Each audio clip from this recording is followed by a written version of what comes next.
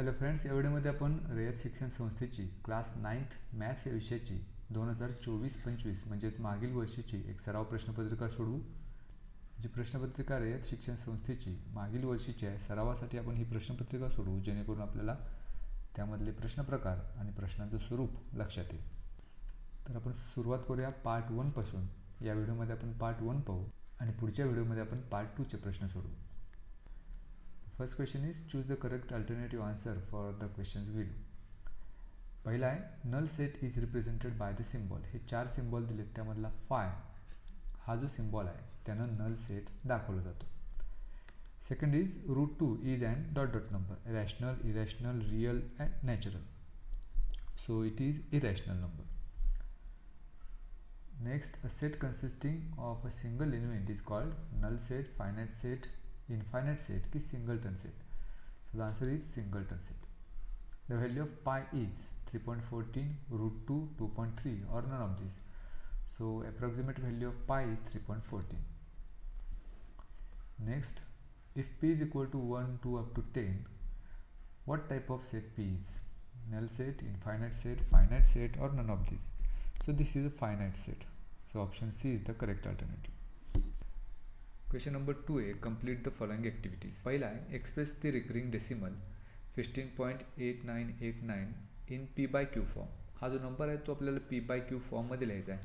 So first of all let this number would be 15.8989 recurring, म्हणजे 89 हा number पुन्हा पुन्हा येतोय किंवा हे दोन डिजिट्स पुन्हा पुन्हा येतात. सो आता इथं दोन डिजिट्स पुन्हा पुन्हा येतात, त्यामुळे ह्या एक्सला आपण 100 मल्टिप्लाय करायचं. So 100 into x that's 100x. आणि राईट हँड साईडला सुद्धा मग 100 मल्टिप्लाय केलं तर 15.8989 if it is multiplied by 100 will get 1589.89 recurring. आता या 100x मधून एक्स सबट्रॅक्ट करायचे, म्हणजे या दोन इक्वेशनची सबट्रॅक्शन केली तर लेफ्ट हँड साईडमधून लेफ्ट हँड साईड सबट्रॅक्ट करायचे, म्हणजेच 100x मायनस एक्स होईल. आणि राईट हँड साईडला इथं 1589.89 रिकरिंग आहे, त्याच्यातून 15.89 रिकरिंग वजा करायचे. मग 89 रिकरिंग हे एकमेकाला निघून जाईल आणि 1589 मधून 15 जर वजा केलं तर 1574 मिळेल. आणि लेफ्ट हँड साईडला 100x minus 1x that's 99x. मग एक्सची किंमत काढायला 99 आपण राईट हँड साईडला घेऊया, त्यामुळे इथं या ब्रॅकेटमध्ये 1574 डिवायडेड बाय 99 असं लिहिता येईल. सो हा नंबर जो आहे 15.8989 recurring, it can be also written as 1574 divided by 99 in the form p by q. Next question, write the following set using listing method. Set of prime number from 1 to 20. म्हणजे 1 to 20 मधले असणारे सगळे prime numbers आपल्याला collect करायचे. So first of all will name this as set ए. आणि हा आपल्याला listing मेथडनं लिहायचं आहे, म्हणजे या सेटमध्ये हे सगळे एलिमेंट्स आपल्याला लिहायचे. मग 1 पासून 20 पर्यंतचे जे नंबर्स आहेत त्यातले फक्त प्राईम नंबर्स आपल्याला लिहायचे आहेत. So 1 is neither prime nor composite. तो प्राईमही नाही आणि कॉम्पोजिटही नाही, त्यामुळे पहिला जो प्राईम नंबर आहे तो 2 आहे. त्याच्यानंतर 3, 5, 7, 11, 13, 17 and 19. 20 is not a prime number, it is composite number. त्यामुळे एवढे एलिमेंट्स येतील या सेटमध्ये. So this can be written as a is equal to all these prime numbers. Next question is a is equal to in curly bracket 1, 3, 2, 7. Then write any two subsets of a. याचे फक्त दोन subsets लिहायचे आहेत. मग त्याला आपण b हा पहिला सेट घेऊया आणि याच्यामध्ये आता आपण एलिमेंट्स असे घ्यायचे आहेत जे एमध्ये असणार आहेत. मग यातले कुठलेही दोन एलिमेंट्स आपण घेऊया किंवा 3 घेऊया किंवा सर्वचे सर्व घेऊया. हा एक सेट तयार होईल. दुसरा एक सेट त्याच्यामधला फक्त एक जर एलिमेंट घेतला तर तो सुद्धा त्याचा सबसेट असेल. आणखी एक घेऊ शकतो आपण, याच्यामध्ये आता 3, 2, 7 हे 3 एलिमेंट्स घेऊया. तर हे सगळे जे आहेत ते एचे सबसेट्स आहेत, कारण यामधले प्रत्येक सेटमधले जे एलिमेंट्स आहेत ते एमध्ये आहेत.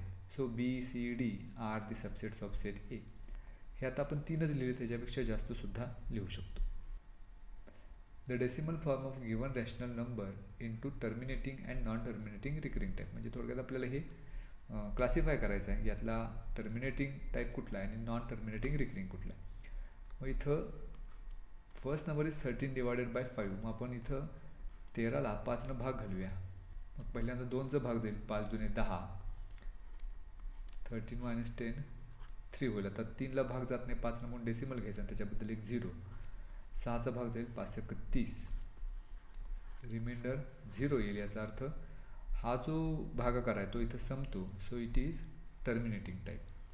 आणि दुसरा आहे 11 / 6, म्हणजे आपल्याला 11ला 6नं भागायचं आहे.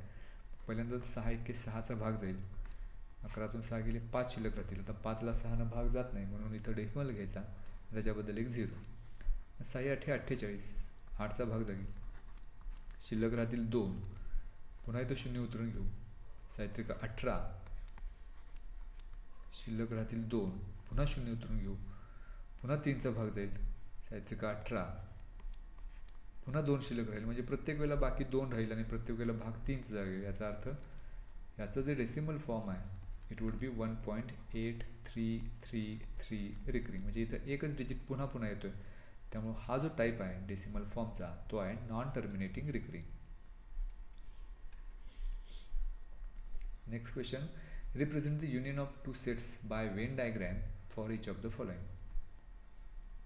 हे वेन डायग्रॅमनं आपल्याला 2 सेट्स दाखवायचे आहेत, या दोन्हीचं युनियन दाखवायचं आहे.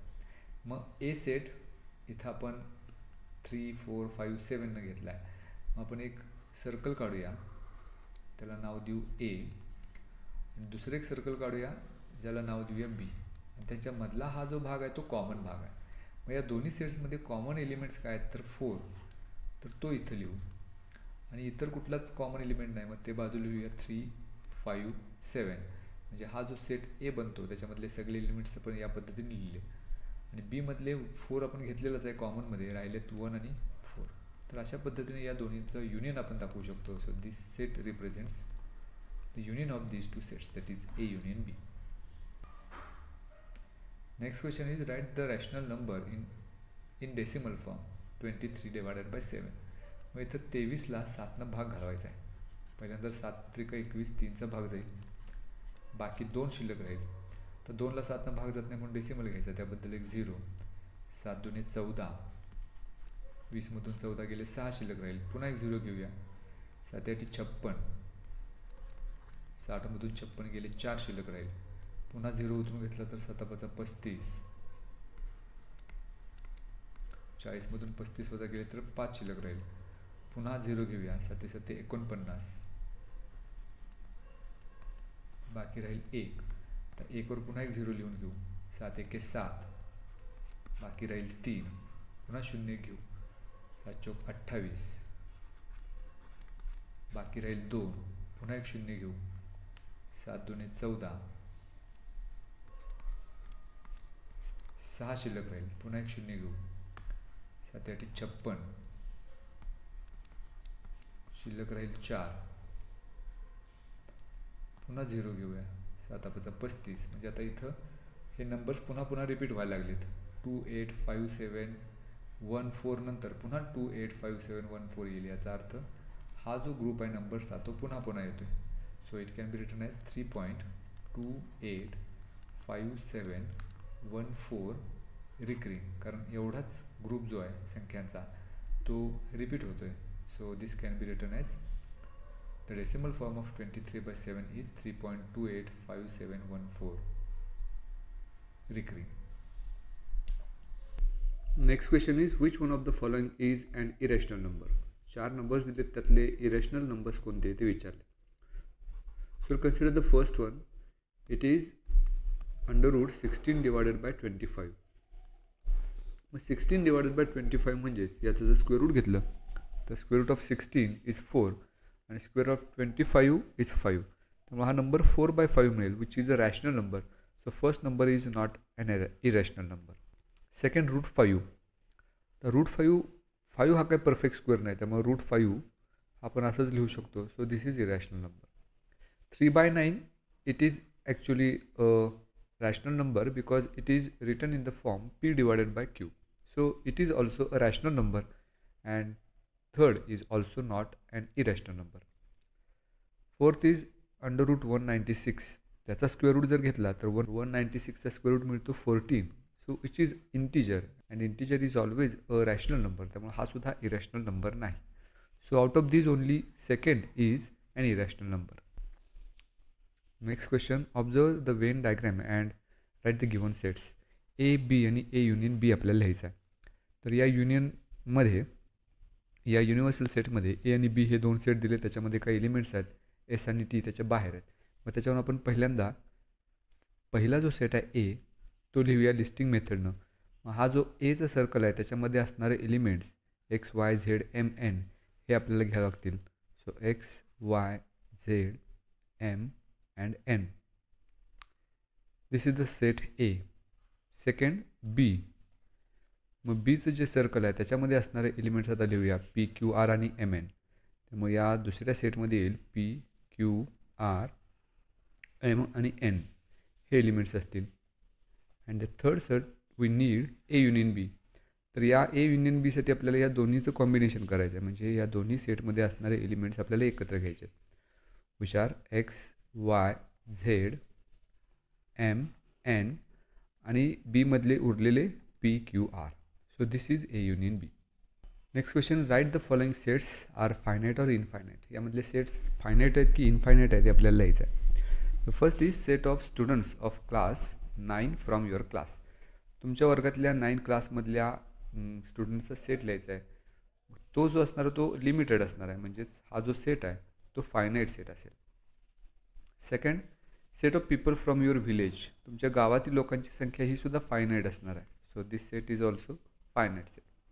And set of whole numbers are 0 1 2 3 and so on. So this set is infinite set. कारण याच्यामधले जे एलिमेंट्स आहेत ते इनफायनाईट आहेत.